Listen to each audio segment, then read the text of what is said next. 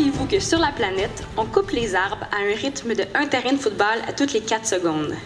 Une de ces raisons, c'est que dans les pays en voie de développement, il y a encore 2,5 milliards de personnes, donc le tiers de la population mondiale, qui cuisinent encore à tous les jours sur un feu de bois. Imaginez-vous, c'est comme être en camping, en train de cuisiner sur un feu de camp, avec la fumée qui vous pique les yeux et vous gratte la gorge à tous les jours. Je suis certaine qu'il y a beaucoup d'adeptes de camping dans la salle, mais peut-être pas à ce point-là. Pourtant, c'est le cas de plusieurs femmes, des milliers de femmes en Afrique de l'Ouest, qui sont exposées à cette fumée à tous les jours, qui cause des problèmes respiratoires importants, mais qui contribuent aussi aux émissions de gaz à effet de serre. Alors, mon projet a comme objectif d'améliorer la qualité de l'air et la santé pour ces femmes, tout en préservant les forêts, le poumon de la planète. Alors, je me suis déplacée en Gambie pour aller travailler avec ces femmes, et voici ce que nous avons réussi à faire. Sur la première photo, on voit un foyer traditionnel, qui consiste en 3 roches sur lesquelles on dépose la marmite, et qui est aussi la source du problème, ce foyer qui est non efficace. Sur la deuxième photo, on voit le foyer amélioré qu'on a créé.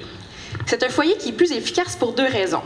Il brûle moins de bois pour cuisiner la même chose et brûle mieux les particules, donc émet moins de fumée. C'est un peu comme la Cadillac des foyers.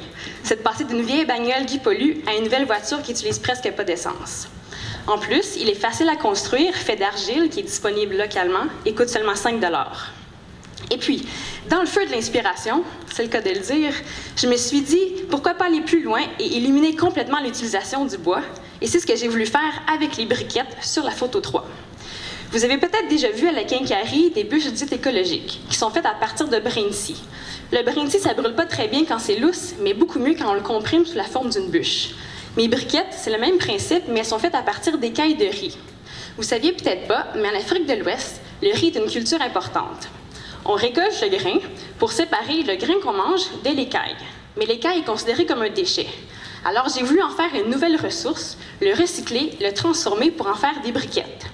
3 ingrédients sont nécessaires. Des écailles de riz, un agent liant qui sert de colle pour faire bien tenir les briquettes ensemble, qu'on mélange tout simplement avec de l'eau. C'est très facile à construire ces briquettes. N'importe qui peut les fabriquer. Pas besoin de technologies compliquées ou complexes dispendieuses. Seulement un levier qui permet de multiplier la force qu'on applique à une extrémité du levier pour bien comprimer la briquette à l'autre extrémité du levier. Alors, je peux vous dire que les femmes sont très heureuses du résultat du projet. En effet, beaucoup moins de fumée autour de la maison, mais en plus, elles y voient une opportunité de réduire la pauvreté. En ayant moins besoin d'acheter de bois au marché, elles ont plus d'argent dans leur poche. Oui, je peux dire mission accomplie.